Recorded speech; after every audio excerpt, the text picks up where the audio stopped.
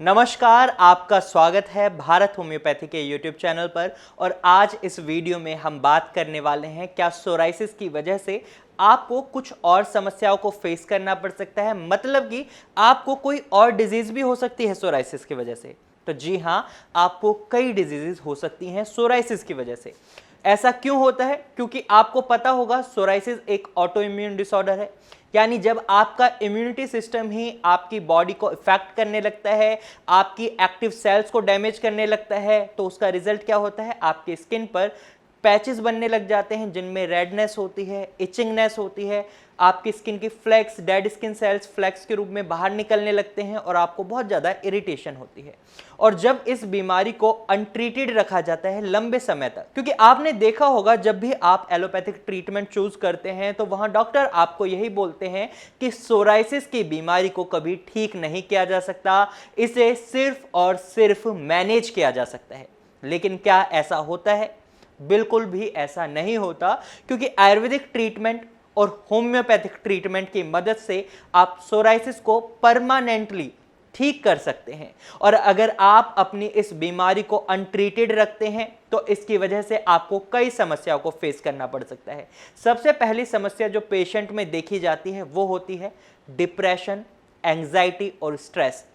भारत में इसको कोई बीमारी का रूप में लोग लेते नहीं है, इसको सोचते हैं ये तो नॉर्मल है। लेकिन ये बीमारी एक ऐसी बीमारी है जिसकी वजह से आपके शरीर में कई और समस्याएं बनने लग जाती हैं। जब भी आप स्ट्रेस लेते हैं तो आपकी बॉडी में कुछ हार्मोन्स रिलीज होते हैं जिनकी वजह से आपकी पूरी बॉडी का काम इफेक्ट करता है। और रिजल्ट क्या होता है? आप बहुत ज़्यादा कमजोरी महसूस करते हैं या बहुत ज़्यादा डाउन महसूस करते हैं और आपका स्ट्रेस और एंग्जाइटी बढ़ती जाती है। आपका इंटरेस्ट किसी भी काम में नहीं बन पाता, आप बहुत ज़्यादा अपने आप को अलग पाते हैं। और ऐसा इसलिए भी होता है क्योंकि जब भी किसी को सोराइसिस होता है तो उसके आसपास के लोग उसके साथ बहुत अलग तरीके का व्यवहार करने लगते हैं। कुछ लोग उनसे दूर भागने लगते हैं, उनको लगता है कहीं ये बीमारी उन्हें भी ना हो जाए। तो मैं आपको बता दूं, सोराइसिस एक ऐसी डिजीज है जो एक दूसरे से नहीं फैलती। अगर आपको सोराइसिस है तो आप किसी के साथ बैठे हैं तो इसकी वजह से दूसरे पर्सन को कभी भी सोराइसिस नहीं हो सकता। इस चीज का आपको बिल्कुल भी स्ट्रेस नहीं लेना।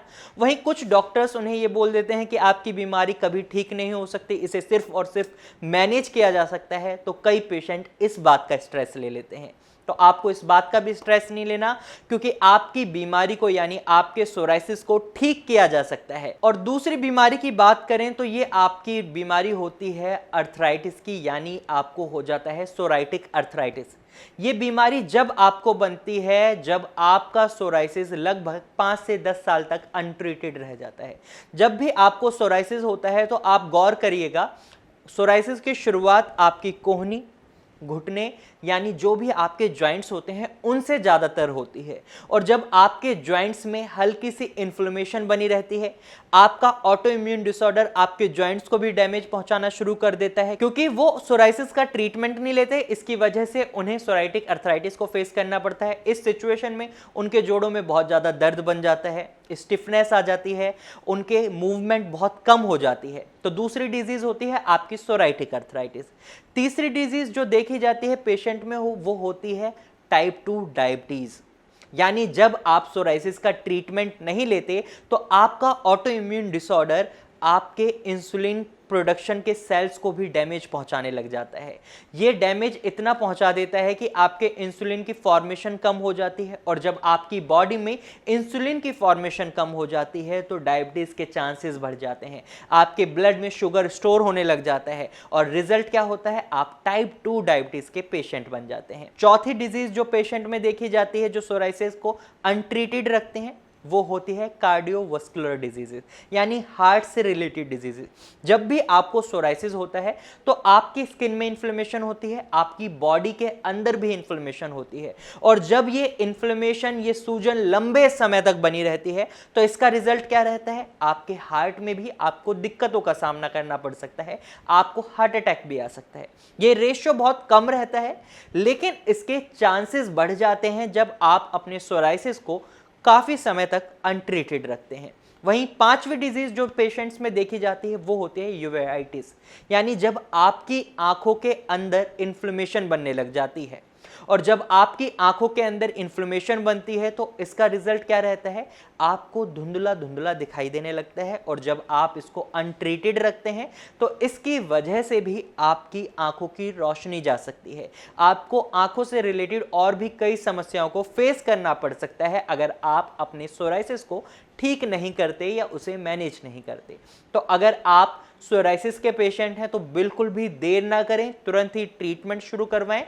बेशक आप एलोपैथिक ट्रीटमेंट लें, क्योंकि आपको अपनी डिजीज को मैनेज तो करना ही है।